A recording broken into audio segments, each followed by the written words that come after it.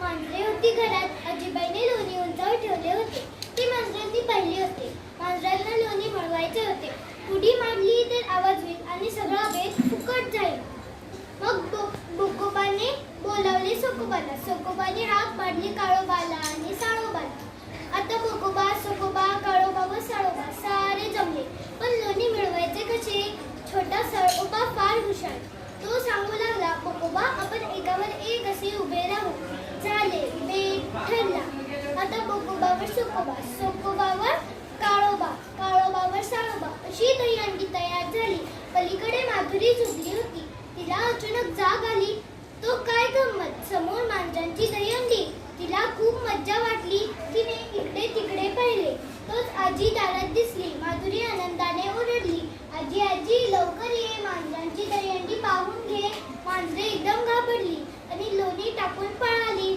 म्हणूनच म्हणतात ना, शक्तीपेक्षा युक्ती श्रेष्ठ. म्हणूनच म्हणतात ना, शक्तीपेक्षा युक्ती श्रेष्ठ. होईल का रे?